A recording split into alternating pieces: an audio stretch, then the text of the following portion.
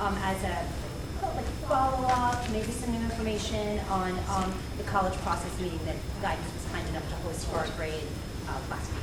So again, welcome everyone. I'll let Thank you so much. Great, thank you. Good morning, everybody. So this will be either a 5-minute long meeting, because you literally have no questions, or we'll be here for the duration that we've set aside. We're happy with both. So I'm Susan Carroll. I have had the pleasure of running the College and Career Center for the last, might I say, 21 years. I had hair and it was black when I started. I wanted to say I was also 5'8", but that would be a lie. So we're going to just briefly go over what, in broad strokes, what we talked about at the planning meeting 2 weeks ago, and we will then open it up during each bullet point for your questions. So if you want to start thinking ahead, that would be awesome. But we're going to start off with Lisa Granite, our fabulous registrar, who will really describe to you the very simple process of requesting a transcript that your children are doing right as we speak. Good morning. So all of our forms are now online, which I hope will make it much easier for the students. They are on the counseling website. They have all been given directions from our counselors when they went into their classes as to the process. But these are what the forms look like. So if everybody wants to look, they're all digital. What I do ask is when they fill it out, if they could email it to me, or they could print it also, but if they email it to me, to send it as an attachment and not a screenshot. I cannot print them when they're screenshots. And also, so on the form, if they're doing an early decision school, there's a line on the top that says early decision. If they don't know, that's fine. They have up until, I believe, the night before to make that decision, and then just let us know. That doesn't interfere with their application. There's also, we have an ED form online that we ask them to sign and return with this form. And then they just would list the rest of the colleges as they add them. And if they want to keep adding, that's fine. They can either continue to add on this sheet, or they can send me a new sheet, whatever's easier for them. The sheet is actually 2 sides, so there's plenty of room. And this is what the early decision form looks like. This is just our early decision form. It's not the college early decision form. And then we also have a FERPA waiver form, and these are for students that are not using the common application. So some of our, like Brigham Young, I believe, right? Those type of schools, they are who else? Georgetown. Georgetown. We ask them to fill out this FERPA waiver form, and they'll email it back to us. The counselors are requesting 3 to 4 weeks time to write their recommendation letters, but when they give it to me, I'm ready to go. It's very quick. The process has really, sped up. That's really it. Does anybody have any questions about transcripts? Yes, ma'am. If you remove a school from your transcript list that was already submitted, does that matter? It doesn't. They can just come and tell me, and I can actually go in and say did not apply. Yes. Like, let's say they do apply EA, but the transcript request is done like a little bit later. Like, does it matter that they don't get there at the same time? It's the most amazing thing what happens in a computer server on a college campus. By dint of your child's date of birth and their proper legal given name, everything ends up in the same place, and it doesn't have to arrive on the same day. It's like a perfect ballet. It does have to arrive by the deadline. Yeah, deadlines matter. So when you were saying apply later, I didn't know what you were saying. They are applying EA. Does the transcript have to arrive by that deadline? And this is one of the big questions. A lot of kids come in to us. They're like, my teachers haven't uploaded their recommendations. Can I send my application? They can send their application whenever, and they should send it because that's the most important thing. The recommendations, the transcripts, the other things will catch up. But they can send their application when they're ready. I just also want to let you know, Navient now has, it's called One and Done. So if your child hands me a form that has all the schools on, and some may have an early action deadline, some may have a regular deadline, when I submit it, it goes into the cloud. And what happens, it sits there in, wherever. And when your child actually applies, sends their application in, it releases it. So I'm actually only really submitting one time, and they sit there. So as they add, they're already there, and they release it. It's amazing. But that's what happens. Kind of like your Amazon orders, Yeah. it all works out. Yeah. If a student submits a transcript request, say for EA, and then they decide that they want to switch it to an ED, aside from the ED paperwork, what else has to? Well, there's a form in Common App that's an ED form. Yes, yep. So that has to be submitted at that point, and then the counselor also has to sign off on it. So you do have to let us know you've switched it to ED. Right. Because we have to go into Naviance and say, yes, we understand and we support that, and we're saying, yes, they're not applying ED anywhere else. Gotcha. But we don't have to do anything from the transcript request piece, that switch. No, but it's hanging out there in the cloud. Well, I would ask for the ED. Yeah, you have to, Yeah, right, okay. just to release it. Perfect, thanks.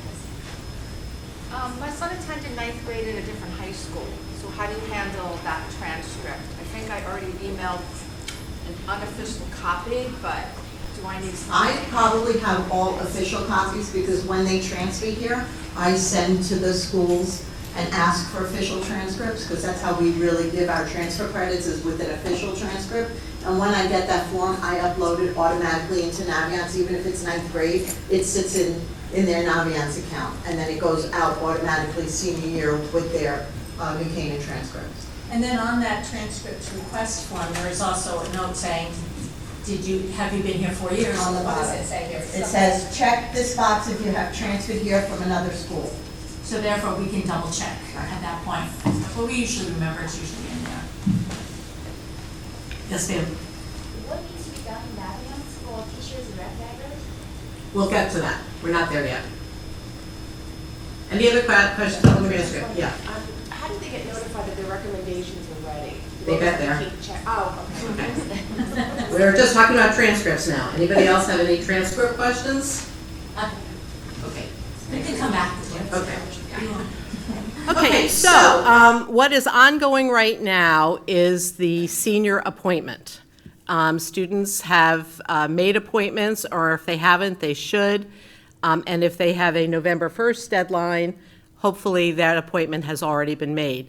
Cindy, do you want to talk about the general overview of the senior appointment? Sure. So we ask students to do that as their first thing to do, because that's the point where we sit down with them, review their list of schools, review the profile that we've asked them to fill out, review the questionnaire that you filled out, and go over everything. So we are writing and talking about them in context to their school, their interests, their goals, and that's what that meeting is for. To get everything in place, make sure they've got all the steps that they need to do through Naviance, that they're, have done everything they need to do. We review every piece of what's happening, where they are with the recommendations, whatever else, what their essays are about, all those kinds of things. We just go through all of it to make sure they're on the right page.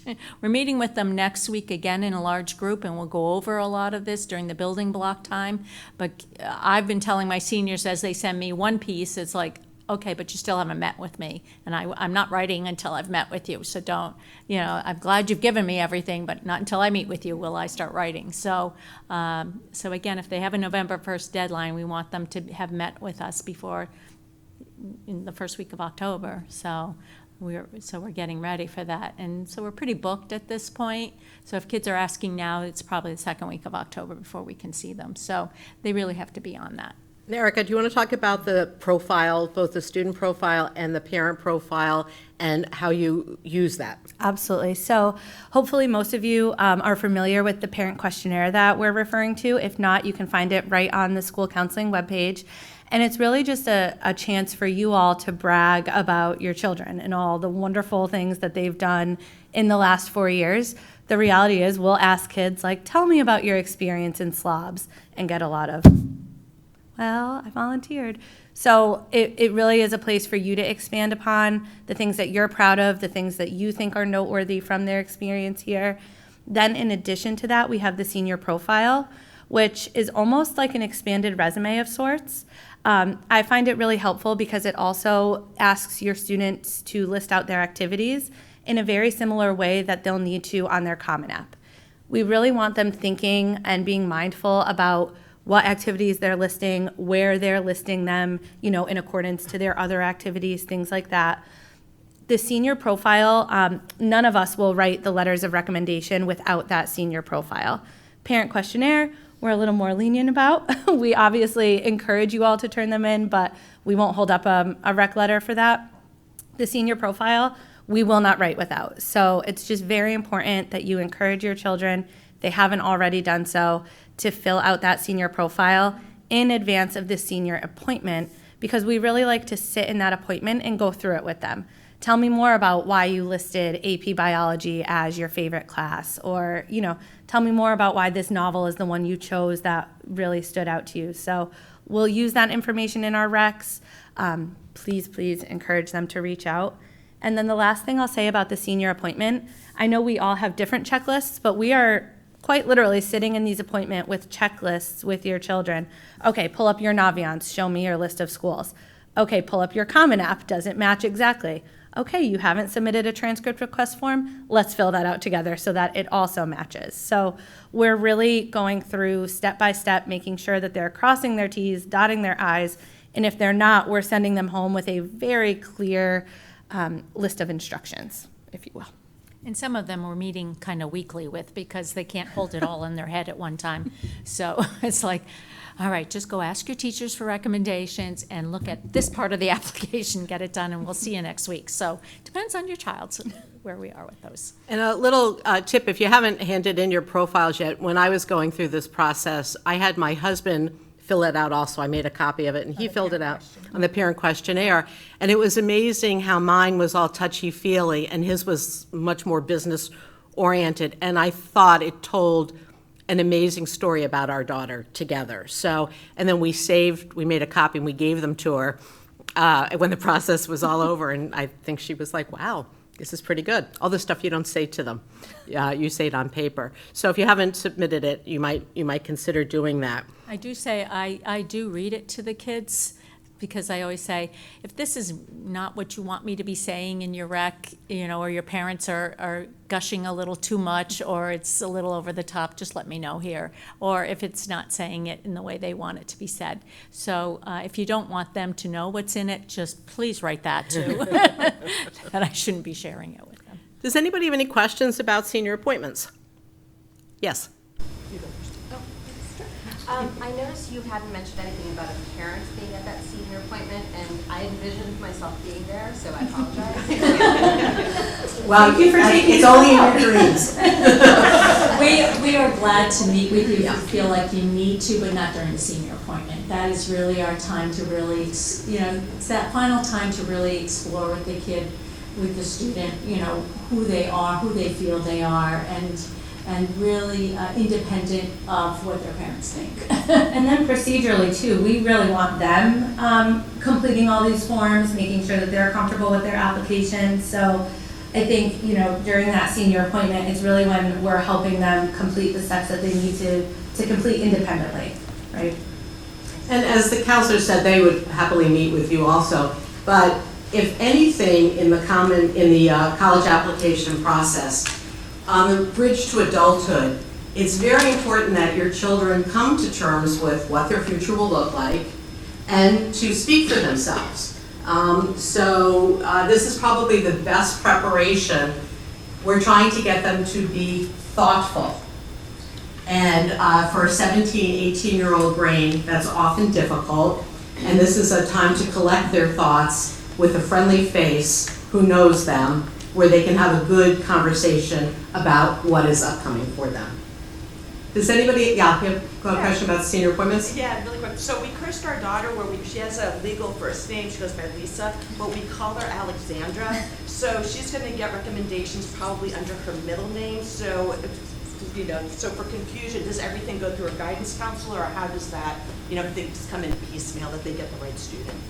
So, right on the top of Alex's recommendation, usually, what we'll do is we'll list out the student's full name, and then, right in the middle there in parentheses or quotes, I'll refer to her as Alex through the whole thing.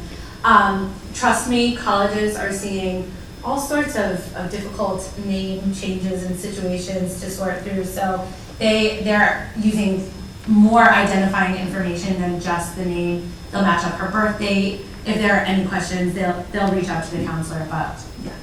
And the Common App actually asks the kids what they prefer to be called. Yep. That's just even right in the demographics. So it all does match up. Does anyone else have any other questions about the senior appointment? Excellent. So we're moving on to college visits. They are ongoing. They take place mostly in my office, the College and Career Center, although sometimes I have double or triple booked, and they will take place in a smaller group in one of the local conference rooms. The visits are 40 minutes long. Kids must sign up for the visits on Naviance. They must register for the visit. If they cannot attend the visit because they have a physics test or because the session is full, then they can fill out a regret form, which is online under the form section, or I have them right in front of my desk, and we will make sure that the college rep knows that they were interested in coming to the visit but could not. And again, attendance is taken, and they are counted as a school visit under attendance. Does anybody have any questions? Yeah. Space-wise, like why is it limited? Like why can't it? Space-wise. Okay. As if you were on a college campus, those are limited too. So, for example, Boston College, my office can't hold more than 33 people. Right, so I was wondering like you couldn't do it in Right. just a bigger room to accommodate. Sometimes I can, but sometimes the bigger rooms, which would be this or the gym, are taken. So with UConn, for example, we do here, we'll have 75 kids for UConn. I also just want to be clear in terms of, a visit potentially closing up.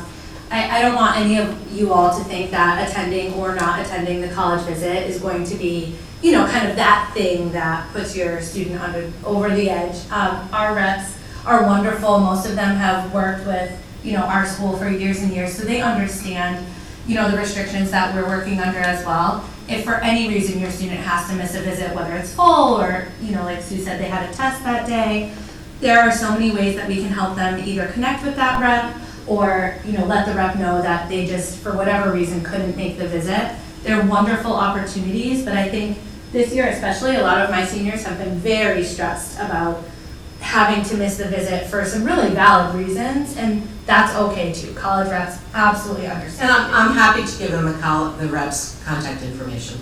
That's not a problem.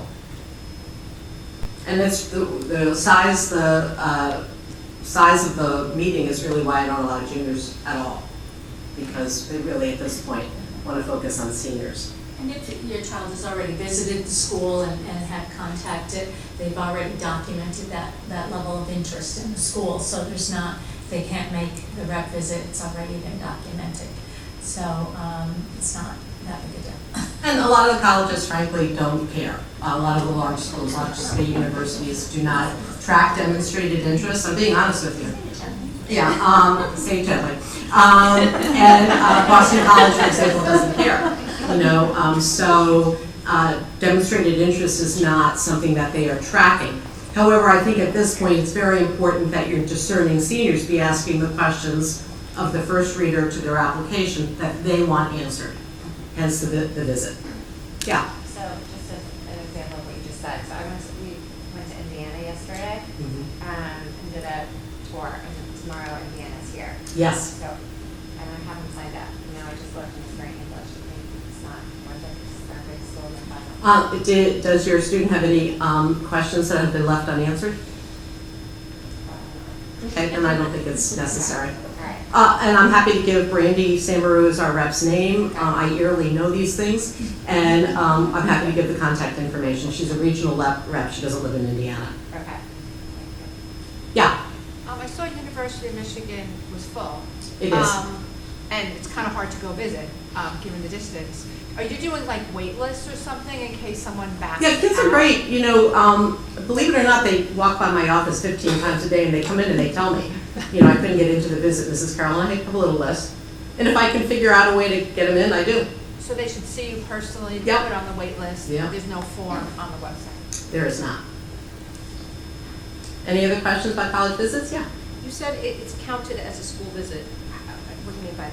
Counted? Just in the world of attendance, so they're excused from class for those 40 minutes. Got it. But they always have to ask their teacher's permission. The other day, Georgetown, I think, was visiting, and there was an English presentation going on. So kids who had signed up for the visit could not attend. They all filled out regret forms, even though Georgetown does not track demonstrated interest, and I gave it to the rep. Yeah. Would it be helpful if you just mention the schools that track demonstrated? No. There's too many. There's too many. I have an encyclopedic brain for college creepiness, but that I couldn't rattle that off for you. Would it be simpler to mention those who do not? Small liberal arts colleges typically track demonstrated interest. And by small, I would mean 5,000 and under. Any other questions? Yeah. Say your child is eating to school and they were unable to get a seat in the meeting with the rep. Do you still feel that it's really not that important, or should that student really advocate to see? Well, I'm assuming if they're EDing, they've seen the school and, Yeah. then they've demonstrated interest, so. Let me just say the last thing on demonstrated interest. Schools are emailing your children. I know a lot of you go into your kids' emails and just click on all the college emails just to show that they're open. They actually can tell where you are on their website when you visit their website. They know if your child has been on their engineering page. And for how long? And for how long. This is a real thing. So just simply clicking on their emails as if you open the email with never reading it, and with your child never reading it, is not necessarily the most beneficial thing. Schools that don't even track demonstrated interest do track that for marketing purposes. So it's important that kids actually open and read their emails. Buried someplace in that email could be pertinent information to their application. Just like you get a lot of emails, it's on that bridge to adulthood again, keeping track of information, and I know there's a lot of it, is important, especially if it's a school that your child would really like to attend. Okay? Yes, ma'am. Have all school visits been scheduled, or are there still schools? Ongoing. I added 3 last week. Okay. Some of them will be done from Zoom because I really want the college to meet with our kids. So some of them where they physically couldn't come, we're going to do it through Zoom. Like Williams today is Zoom. And that's unlimited because kids can go to the library and do it too. Does anybody else have any other questions about college visits? Yes, ma'am. My son's meeting with a rep off campus. Do you give, does he get credit for not being? Of course. In fact, that's a lot of interviews will take place that way. And it's further down on our list, but I'm happy to run mock interviews with your kids. All they have to do is swing by or shoot me an email, and we'll find a mutually agreeable time to meet. But yes, that happens. And there are also road trips, like where 5 colleges get together and go to a public library and meet that way. You're signing in there also. That's demonstrated interest. Okay, we're going to move on to recs. There are 2 types of recs, actually technically 3. There's the recommendation produced by your child's school counselor. There's recommendations produced by teachers. And then there are some colleges that allow outside recommenders, perhaps a pastor at a church, someone who runs a volunteer organization. Dartmouth asks for your best friend to write a rec. So who wants to talk about recommendations? I can. Okay. I think you said it. So we. Well, and how they get there, through Naviance. Okay. So we encourage kids to get 2 teacher recs. The counselor rec is outside the total number of recommendations that a college will allow. And we show them in Naviance how to see how many are allowed. So, and they have to choose which schools are getting which recommendations. So we work with them through the senior appointment if they haven't already. Most kids have already asked those teachers, and they're working on it. We show them how to upload to Naviance. The point of inviting through Naviance is to link the teacher to your child's account so that it's all becomes one account in Naviance. So they're uploading so we encourage the kids to invite them. In inviting them through Naviance, the teachers are automatically getting an email with the question, asking if you'll write for them with a link to upload to their account. So it's how everything kind of comes together.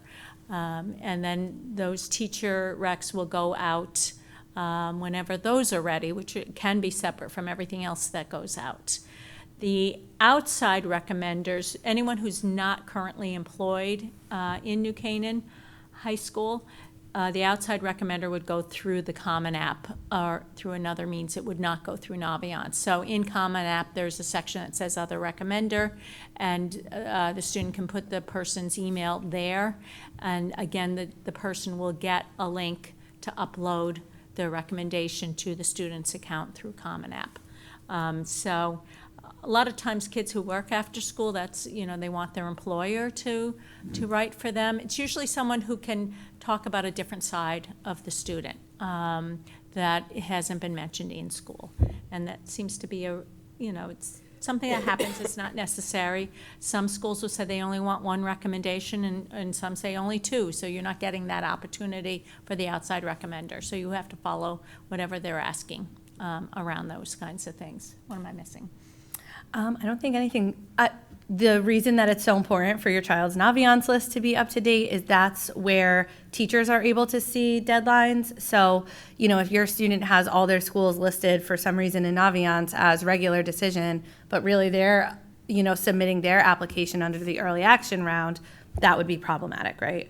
Yeah, because the teacher would be looking to, they say, I don't have to do that one till December, so I'm not writing that one yet, and putting it in the back of the pile. So you want to make sure the deadlines are accurate. Students can see, I think someone had asked earlier if they can see the status of their letters in Naviance. Once students submit the request, they'll be able to see the status. So it'll change from requested to uploaded and then to submitted once the teacher takes those steps. I would just encourage you to encourage your children to be nice to their teachers and realize that they could be writing for, anywhere from 10 to 40 kids. So the reality is if they have a November 1st deadline, their stuff should be submitted 2 weeks in advance of that, a week in advance. The teacher realistically can be submitting on, don't panic, October 31st, and that's okay. Applications are not being read in advance. If your child is applying, somewhere that has a deadline listed, November 1st, November 15th, that's when those applications are starting to be read. It's not happening in advance of that. So the teachers really do have a little more leeway than obviously your children do. What questions do you have about, yes, ma'am in the back. Does a counselor recommendation count towards the number of recommendations, or is that separate from the teacher? So if the It's school separate has from, it's separate from the teacher. So if they say 2 recommendations, that'd be plus the counselor recommendation. And also a plug for our faculty. They're writing these recommendations on their own time. They're not under any contractual obligation to write recommendations. So as much as your kids can email a reminder to them, I'm sorry, I'm old school. I think it's good to look somebody in the eye and say, thank you so much for that recommendation. My first date is December 1st or whatever it is. And then also, it would be lovely if your children, besides telling their school counselor what happened when responses are received from colleges, it'd be great if they went up to their teachers and said, I heard back from Indiana and I got in. Thank you so much. Okay? Tell them don't forget us either. Yeah, no, I said that. Besides telling your Well, I high think school a lot of counselor. people assume we know, Yeah, and no. they know, and we don't. We don't. So, yes, ma'am. So when they go to Naviance and they select a teacher, right? And do they need to also select the existing schools that their own teacher is submitting? Yes, it will appear at that point, and so they can see. All right. So let's say the list is finalized, but the list doesn't come up as early or regular. How will the does. teacher, it does? Mhm. Yes. Okay. And it doesn't show, if you're thinking of that screen, right, where once you add the teacher and then there's the full list of schools on that screen, it doesn't show the deadlines, but on the teacher's end and on, the counselor's end, we absolutely can see those deadlines. And if they add schools later on that aren't on the list, in some cases it automatically goes down, in all cases. Yeah. Do that manually. So they have, manually, or they have to ask the teacher again? Yeah, they asked the teacher. They'll do it, both will happen in Naviance. So if they have a list of 5 schools, right, that they do for the early round, and then 2 months later, they add all their regular decision schools, they need to then go back into Naviance and submit the request for the letter of recommendation in Naviance. And teacher, right. So it should be more early than less, right? Just to say, if you decide later on not to apply to certain schools, you can just have. You can, yeah. If ultimately. Hear that, it's like if you put in a list of schools and then later your child decides not to apply, again, what Lisa said before, until the child submits an application, those letters actually don't go in. So I'm thinking of a page on Naviance and it says, schools I'm thinking about, or whatever. Yeah. This is a separate? Yes, What's there's a the few number? pages. So everything started in colleges I'm thinking about, right? That was kind of their running research list, if you will. Junior year, yep. Then from there, really by the time they're in their senior appointment, if they haven't done it yet, we are doing it in that appointment. Okay. They're taking schools from colleges I'm thinking about, moving them over to colleges I'm applying to. Okay. Colleges I'm applying to is that final list in Naviance that we keep referring to where we want the deadlines to be really accurate and we want how they're applying to be accurate. So they'll have to indicate, am I applying early action, early decision, or regular? Am I applying via Common App or direct to institution? As long as their colleges I'm applying to list is accurate, then all the notifications that teachers and counselors are getting in terms of their dates are also accurate. Yes, ma'am? If a college has both the Common App as an option or their own application as an option, and the child is very committed to that, going, or not early decision, but early action, is it better to use? Doesn't matter. It really doesn't matter. Doesn't matter. Common App's gonna. If you're getting 35,000 applications, it's not gonna matter what form it comes. Common App is probably easier. For your student, I would say. Yeah, I see the ease, I just didn't know if it demonstrated better interest. No, I'm so old that I remember when the Common App was brand new in 2001. And people wondered if they should use the Common App or the Schools app as if it was a thing. It doesn't matter. Yep. Yeah. So just to recap, focus on the early cycle for now, right? And figure out, okay, I have to do a regular.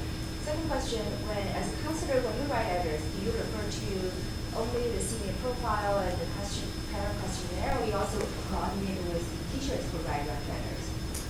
We don't coordinate with the teachers. The teachers talk about the student in the classroom, and that's what we want them to focus on.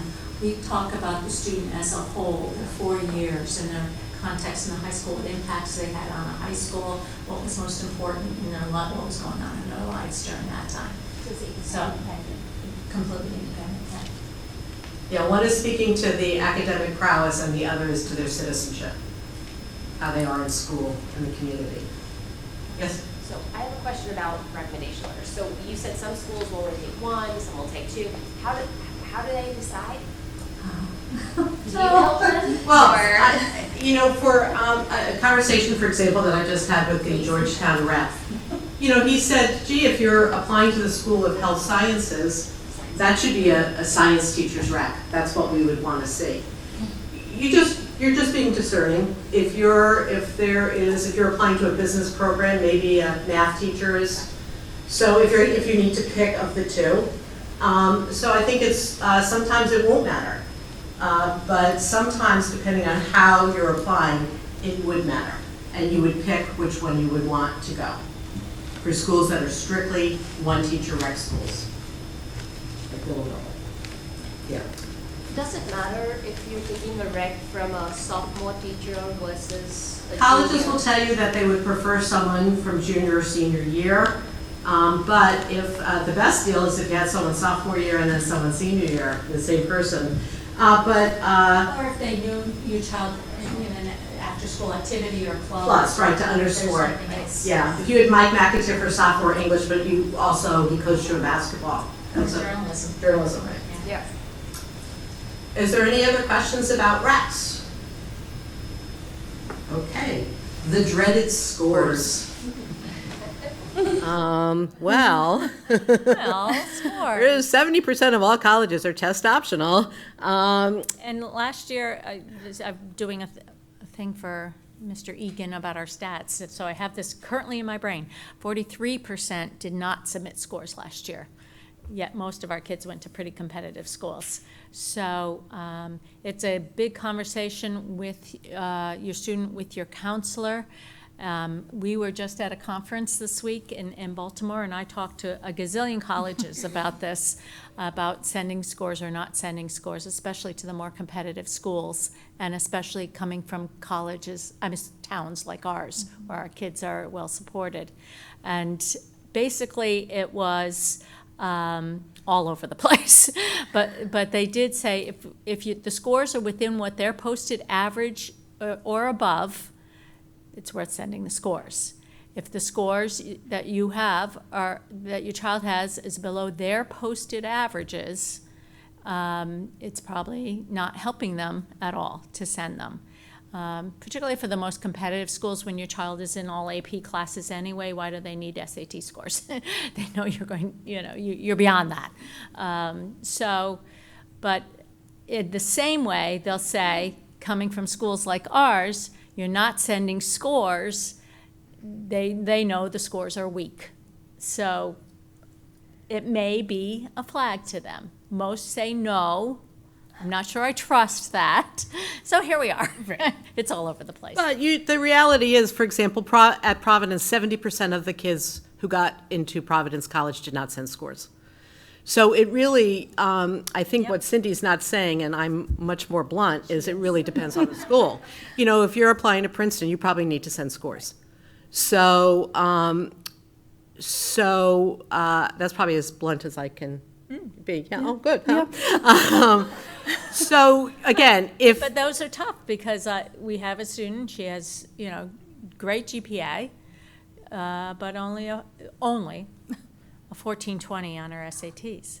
Well, for Princeton, that's I would have killed for a below, 1420. that's below average for Yeah. them. So is that a ding? And you really need to look at what they're reporting. So you need to go on their websites, websites, and see if you care about the scores, what the reported score was. And it's a business decision. And you can't look back when it's all said and done. You're making a business decision. We're either going to report it or we're not. That's it. Okay? Yeah. How do you assess, sometimes a school will give you their averages, but then if they're in a major that's maybe slightly more competitive or harder to get into, business or engineering, how do you gauge them? Because they tend to, nobody posts their specific major GPA for their income. Well, How do you gauge that? Yeah, I think you assume that engineering and business skew higher. I think you just assume that. In biology, yeah, in the sciences. And that's everything I've heard for all the business so far. And then I think also your kids have been great at asking these questions of schools that have business schools. They'll say, is it easier to get into arts and sciences, and can I transfer in? And that's been a question I think that's been asked pretty much at every visit. And sometimes that's the way to go. And the rep is very honest and will tell you that. Colorado, they'll say, apply arts and sciences and transfer in. So or as the Georgetown rep said, you can be an econ major at Georgetown. You don't have to go to McDonough. So, that's, again, a business decision that you're all going to make sitting around the dining room table with your child. Yeah. Does anybody else have any questions about scores? Well, just to follow up, when you say skews higher, 20 points, 100 points, how do you even gauge that? I would call up the admissions office and I would ask that question. Will they tell you? Maybe. Okay. All right. Because I know they don't publish. So I think the reality is, right, we're sort of all trying to find that yes I should send or no I should not send. There's no answer. And it's not coming. I wish it was. It is not coming. But my like general rule of thumb when I'm working with my students is look at the raw data, look at the numbers that they're reporting if they're available to you, knowing that for certain programs, if they are going to skew higher, you know whether your scores are at that average or not. If you're already, 20 points below their average, then you're not sending the scores for engineering, right? If you're skewing a little bit higher than their average accepted, then you're going to send those scores, right? So unfortunately, I think where it's really hard is we're all, and trust us, we're begging admissions reps to just tell us, should we send or should we not send? It's not coming, they aren't that forthcoming, so. And they don't know either. Yeah, they don't Because always they look at know. their entire class and Right. make decisions based on the class. And I have to say that the schools that have visited thus far, they literally will say this, and I don't believe this is gamesmanship. They'll say, we don't concentrate on it. We can see it, they look at, your application is in the first screen they see, and they have a screen over here, that's the numbers. Transcripts, scores, things like that. They look, and what they're looking for is, do those scores match the transcript? What I'm seeing on the transcript. That's the most important thing. Then, oh, it's below our average, oh, it's above our average. Okay, put it aside, let's go back to the application. That's pretty much de rigueur across the board for. And I've sat on a number of admissions committees at colleges, and it's so true. It's like that score's up in the top right corner, they never discuss it, they never refer to it, they're all about everything else that's in the application. They kind of note it and move on. So I don't think it's worth fixating on, I think. Again, never gonna make or break. An admissions rep said something to me this weekend that I thought was really wonderful and helpful, that I'll share with you all. They said, we're not looking for reasons to deny students, we're actually looking for reasons to accept students. So when they're looking at those, applications, they're not looking for red flags, they're not looking for like, oh, now I get to deny because these scores are too low. They're taking the information and they're looking for any reason that those students would be good fits. If and when they don't find them on the application, that's how they're moving on. So it does have a little bit more of a positive, spin than looking everywhere for red flags.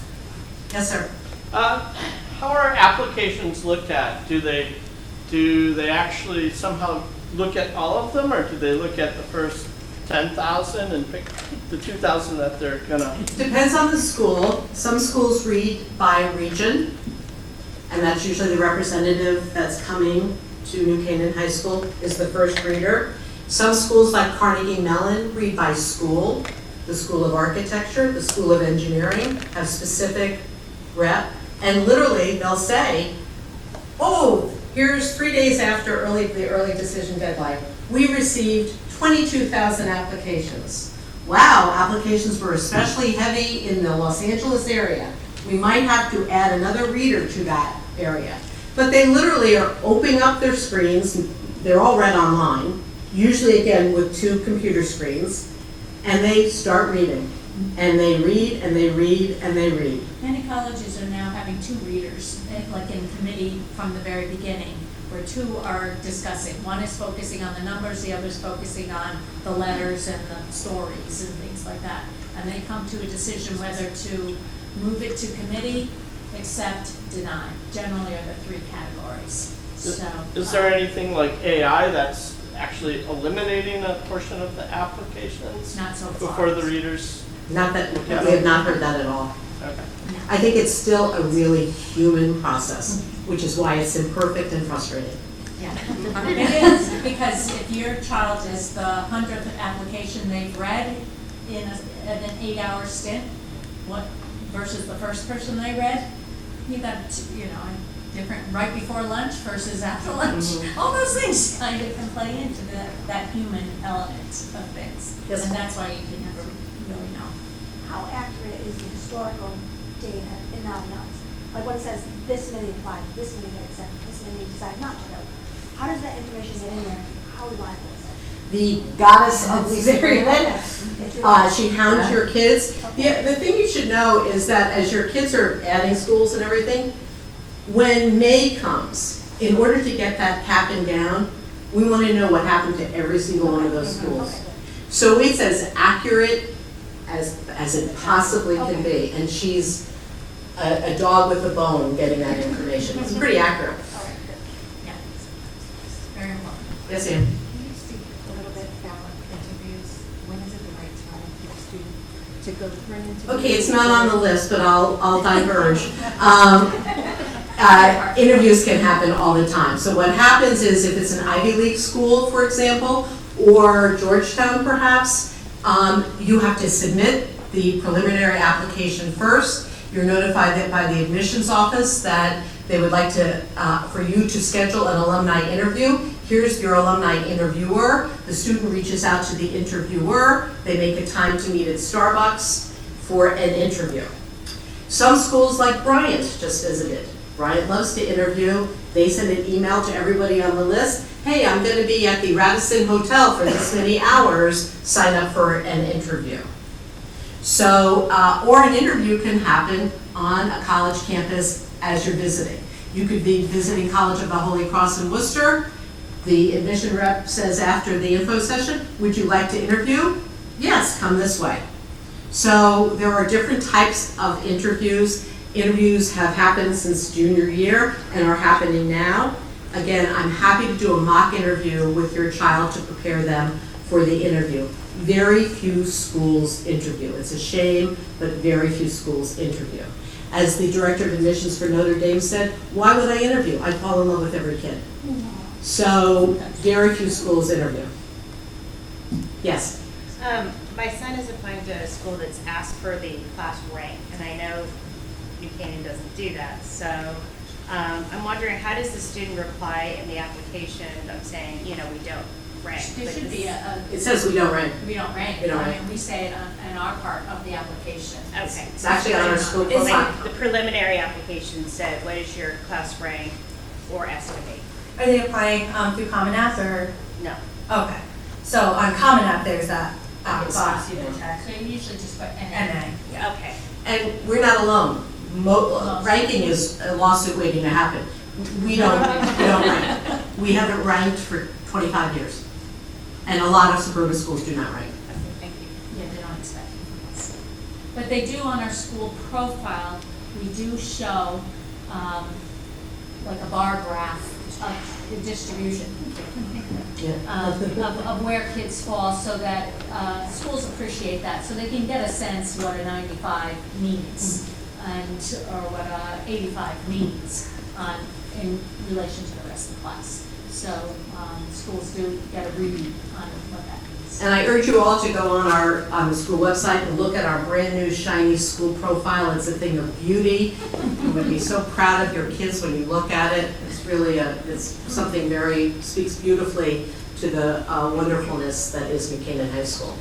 Does anybody else have any? Yeah. Quick question, what is our class size? I've heard 309, approximately 350, and then I went online and it was under 300. I think 309 is the one we 309 we should use for class. Okay. We have to stop at some point and say, this All is right. the number we're Okay. using this year, so 309 is what we're using.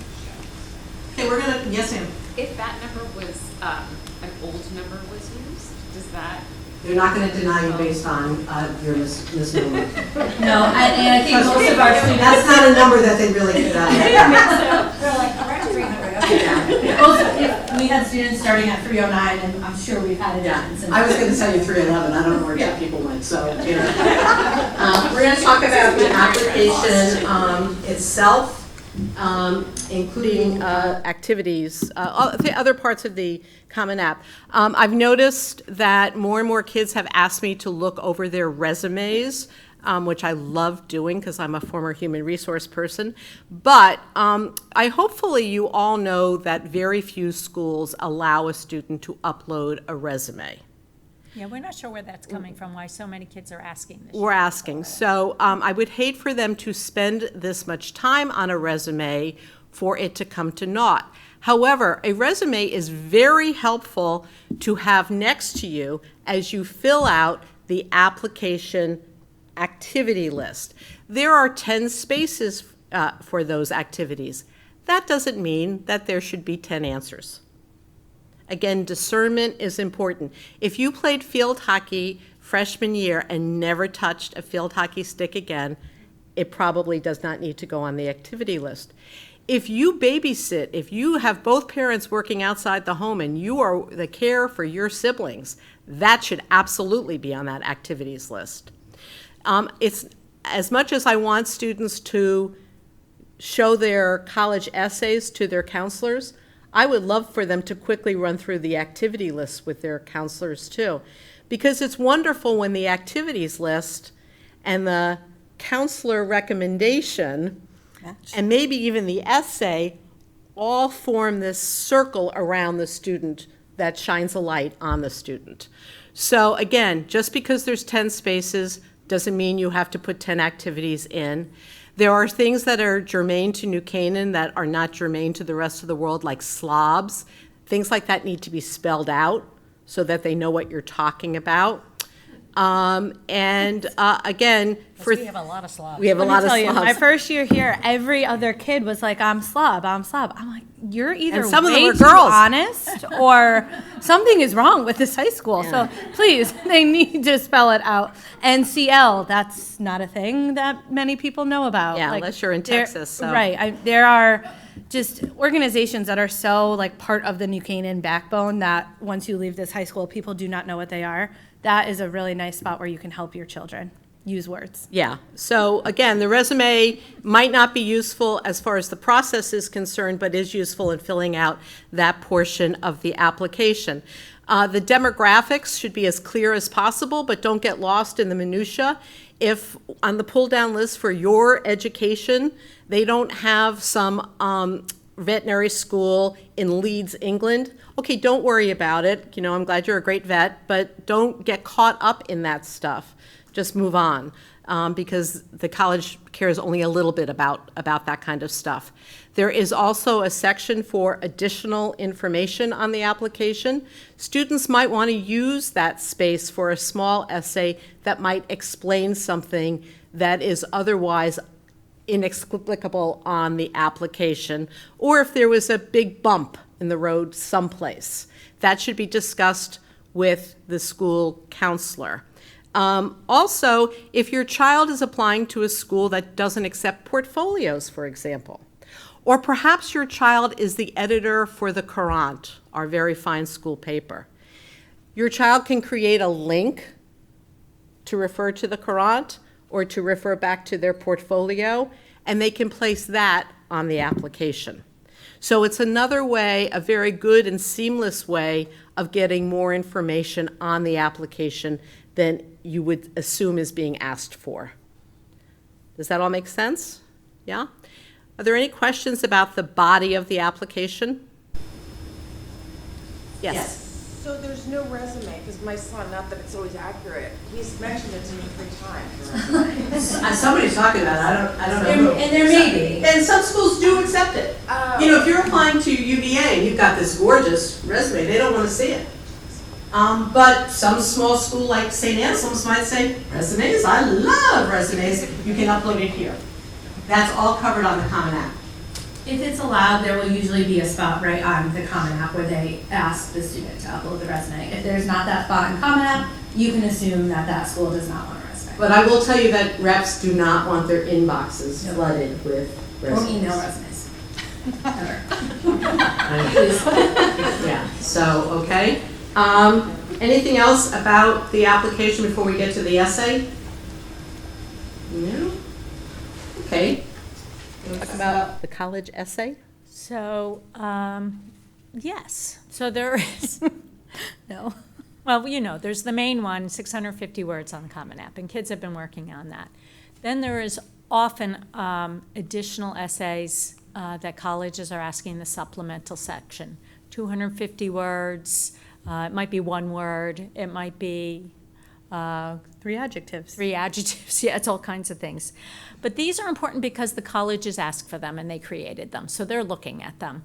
They often are looking to, you know, how does this link to the mission of the college? Does it link specifically to what we are, who we are as a college? They're looking to see if you know the college and you know what you're applying to and you're understanding that. You're not creating one, not you, your child is not creating one short answer essay that's going to go to 10 colleges. It's going to be specific to that college based on who that college is and why they're going to be a good fit for that college. Have you all read like colleges' missions? 2 years ago, we did one of the best webinars I think we ever have done, and it was with our rep from Boston College, TCU, Rhodes, and UCLA. And these are reps that have been our long-term reps and know us very, very well. They were surprised how many people don't read their mission statements and how many kids don't read their mission statements and how often the supplement, just to Cindy's point, is built around their mission statement. So for those supplemental questions, that might be a clue to be able to more confidently answer those questions. The colleges spend a lot of time on things like mission statements, and some of them are quite surprising. So it's not a bad idea to read them. Nothing is optional in terms of supplements. So if Even if it says it? Yeah, if a short answer, whatever supplement it is listed as optional, pretend it's not optional. And I thought something that was helpful from our conference this weekend was the emphasis that reps were putting on student voice and personality. This is kind of the one spot in the application where they're allowed to answer a question in more than 3 or 4 words. Like the activities section, they have 150 characters to describe X. So their essays and their supplements really are where their voice, their humor if they're funny, their drama if they're a theater kid, whatever it is, that can come through, and it should. That's why I'm always telling my students, no offense to you all, but don't let your parents be the only ones to edit your essay. You know them so well, you'll edit that voice of theirs right out because it'll sound maybe a little informal or, whatever it is. We want their personalities to really shine in those essays. So. And I've sat in a bunch of webinars so far this year, and it's amazing to me how many schools are going a little bit away from a supplemental essay and adding questions instead. And it's actually harder to put things in one sentence. It really shows writing skills. And so kids should spend as much time with those as they do with essays. And again, I think between our writing center here at the high school and the fabulous school counselors, you've got all the help you need right there. There is going to be, through the good graces of the PFA, thank you PFA, another Zoom on October 3rd with a college essay guy, although it's a girl doing the chat, that is going to be helpful to kids who are needing more help with supplemental essays. But at the end of the day, as far as essays are concerned, when your children hit submit on the Common Application, they are going to electronically sign a statement saying that everything on that application is their work, their words. So choose help wisely is all I will say. Yes, ma'am. I sit on the task force for university, and we're dealing obviously with AI issues and when students apply. And there's a software called Turnitin, and Turnitin, what they're doing is when college essays are coming in, I sit at the Cronkite School of Journalism and Mass Communication, the essays come in and then it goes through Turnitin, and sometimes, unfortunately, it's flagged for cheating. And then what we're finding is that admissions then have to go back to the student and have conversations. What I just would suggest, just having, being on this task force, is that if a student can do their essay on a Google Doc where there's track changes, if they're ever questioned, at least they have proof on how they've done their essay. So just as a bit of a warning. Good point. Yeah. I think that's how, and again, things we've sat in on, that's where they were, and I think English teachers are doing that, having kids do essays in Google where they can track that exact state. To Editing. see how much editing and how much returning to it over what period of time, and not, 5 seconds with AI. There was an Ivy League school this past year who denied a whole bunch of kids because 6,000 kids this Ivy League school denied because the kids had used this template that was out there on the internet and just filled in the blanks on the template. So again, you're signing your name, just like with the IRS. Everything on that statement is true, and it's your student's work. And the kids are good writers. Yeah, they've been writing 3-paragraph essays since 3rd grade. This is not really any different. Does anybody have questions about the essays? They should get help. They should have someone see it. Okay, last but not least, Financial aid. financial aid. Well, the one thing I wanted to say, financial aid night is coming up, October 5th. And we know that it's the same night as the New Canaan Cares chat with Dr. Letzi about the book, which is excellent. Am I Good Enough? I urge you all to read it. So financial aid night will be taped, will be videotaped. But one of the things we didn't get to talk about at our last meeting was the net price calculator.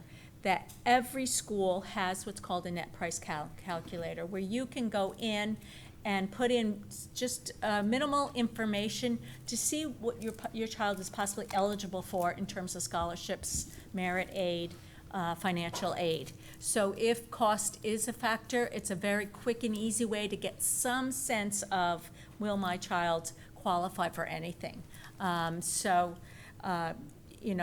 just a wonderful tool. Every college must have that. Yeah, on by their federal law, website. they have to have it. And it's a good tool for them to use. Otherwise, the FAFSA, the federal form, usually is available by October 1st. This year, they're revamping it, and it will not be available till December. Applying early, you may not know what your financial package is in time for making a commitment. Right. But because they're saying it won't roll out that quickly, but always if they cannot meet your need, that is an option for backing out of an ED agreement. The other form that's used by most private colleges is called it's a College Board product. It's called the CSS profile. Schools that have visited us thus far have said, because that has an earlier submission date, that they will give early decision students, if they have the CSS profile information, an early read on what their financial aid package will most likely look like. So that is helpful if it's a private college. But I urge you to listen to Financial Aid Night, and also, to Cindy's point, the net price calculator is really, really helpful. Erica, do you want to say something else about it? The only thing I'll say in terms of FAFSA is I always encourage my families to fill out the FAFSA form, even if you think you may not qualify for anything federally. I found in my experience, sometimes having FAFSA filled out is the thing that allows students to pursue work study on campus, which is a fantastic opportunity. Sometimes, and don't quote me on this, but sometimes it can be the thing that sort of prompts the process for awarding merit aid that much faster. So I always recommend that families fill out the FAFSA form just to see what doors it will open. Yeah, it's never a bad thing to fill it out. I didn't do it. We didn't do it for our daughter. She was offered a research job on campus 3 months in, and she couldn't take it because all research jobs went through financial aid, and we had never filled out the FAFSA. So again, no harm, no foul if you for filling it out. Are there any questions about financial aid? Okay, how about any last burning questions? Who wants to know if Travis and Taylor are real? I'm dying. If anyone has a burning question in my world. No? Yeah, go ahead. So, if you're, so you have your ED and then you have the EAs. Why would you not EA in regular decisions? Unless maybe you want to add one in later? Well, certain schools are very particular about what they'll allow you to do if you're EDing, so it's more common amongst the IVs and their restrictive early action. But anybody who's EDing, you should look at that contract and make sure you're not in violation. There are certain schools where if you're applying restrictive early action to their institution, you can't apply early action to other, other private universities. You can only apply early action to public universities. So there could be, something within that ED contract. The other piece to that is just numbers and kids being thoughtful about every question on an application. It's hard for kids to fill out applications, and every year, my 85 average kid will say their parents requiring them to apply to Harvard just to see. Well, just to see is still a lot of work for them to fill it out and send it in. And to what, we all know that a person's not getting in. So it's, those early actions add up. So sometimes they can't manage all of it. They still have to get great grades and they have to do their other activities. And so they might wait and see on those last few, because if they get in December at some other school, they're not applying to anything else. They're done. So it's a thoughtful decision as to how much can they actually do by November 1st and November 15th. That said, if they're ready to go and it doesn't require a lot of work on their part to get it in, the earlier the better for most schools. So yes, we do encourage kids to do it if they feel it, but we gotta monitor their stress levels on that and how well they can manage it. Yeah, because you're still, again, discernment is still the big deal out of the college application process. And also, some schools look tougher at even early action. And Navient tells that story. So, you know, again, it's to be thoughtful about it. It's not to throw out the biggest net and see how many fish you get in the net. It's actually thinking about this. How your child does this. I know this sounds ridiculous to a lot of you, especially if it's your first child and you want so much for them. But how they do this is how they will do a lot of other stuff in their life. And a lot of stuff you will not be around for. So take it seriously, have good conversations about it. But not every day. But not every day. And you know what? This is the only time they will, I'm old, I can tell you this. This is the only time they'll ever be seniors in high school again. So stop talking about it so much. Stop thinking about it so much. If people took as much time thinking about who they were going to spend the rest of their life with as they do on this silly, expensive thing, the world would be a better place and we'd all be a lot happier. That's my TED Talk. Thank you very much. I just got one more question. Yeah. If you have a student that's doing like ED, and I'm just using Harvard. My kid's not applying to Harvard, but I'll use Harvard. And let's say, but finances are a problem, right? So you get this kid that gets in, you know, and then they can't afford it. Like, how do you speak to that scenario? Why didn't you think about that beforehand? So if you don't think you can afford the school, It's the only way you can get out of an early decision application. Well, yes, you don't know what they're going to give you, so, and so they present you a package based on what they deem is your financial need. Now, Harvard has lots of money, they'll give you whatever, but that said, other schools can't give you everything they can afford. That will make it affordable for you, and you'll have to take that into account. So I think you think hard now, what can we afford? I know I said that with my daughter who wanted to go to Syracuse, the most expensive place in the world, and I said, well, this is how much we can afford, you work on the rest of it. She did it. She got the loans, and not just the loans, scholarships and the other things to make up the difference. So I brought her into that process and said, this is what we're doing, this is what we gave your brother, this is what we're giving you, and of course we did more than that. Well, and that's what net price calculators too are so important, because they actually will, some are more robust than others, but they will actually ask you for similar information that the FAFSA form and the CSS profile will, so that when they're spitting out that, you know, average net price, you're getting a better idea rather than just looking at a school's sticker price. But my honest recommendation to families, most of you sat through this, if you're mine through the junior appointments, was use the net price calculator, look at the sticker price, and if you can't comfortably afford somewhere between that, then maybe ED is not the right move for you. Because the reality is, if that school is able to meet your federally determined level of aid, which as a person with lots of student loans, like that's, in my experience, where you get the least money, right? They say, oh yeah, you're great, you need $500, good luck. As long as the school is meeting that federally determined number, it is a binding contract, so your child is going there. So I say use the net price calculator and then use that full sticker price, look at somewhere in the middle, and if that's not feasible, then it has to be a real conversation about whether ED is the right. And this goes without saying that you're missing an opportunity if you haven't had that dinner table conversation. I don't care if you can pay full freight for your child for 4 years. You are missing a growing up conversation like, this is, you want to go to this school, GW, okay, that's going to cost us $89,000 a year. That would be like buying a Volkswagen and a Chevy Suburban every year for 4 years. So that your kids understand, where did the money come from? When did you start saving that money? How much money are you willing to invest in this college experience? You're missing an opportunity if you have not had that conversation, which by the time you get to 17, 18 years old, that should be something that you're talking about. Yeah. Just a comment or a question. Have Sure. any of the parents parents ever mentioned that they encourage, or do you encourage, possibly a student having a loan, so they have to pay it back, so they show a buy-in, like a summer job to pay for it, so they realize they're giving something towards their education, so that they take the importance of it based on what you just said. Yeah, my son-in-law, we paid everything for my daughter. My son-in-law had loans up the wazoo. It made a very interesting conversation post-college about, yeah, I think loans are not evil.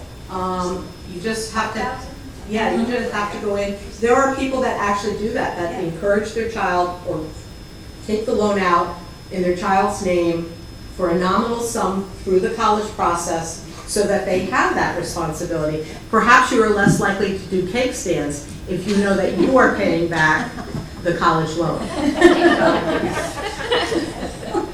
It was interesting for your daughter. my daughter at Syracuse puts them through a survey saying, making them calculate how much they're going to have to pay every month to repay their loans when they get out of college. So that they have to take it and sign off on it, that they have an understanding of what they're signing. And it was eye-opening to her. It was like, where am I gonna find $200 a month? You know, it's like, yeah, that's the reality of it. It's more eye-opening when the bill comes in every month, trust me. Like, oh yeah, that's what that is. Oh my! That was very fun. Adulthood sucks, that's what she said. Yep. Any other questions or anything else we can be helpful with? Okay, great. Well, thank you very much. We appreciate you.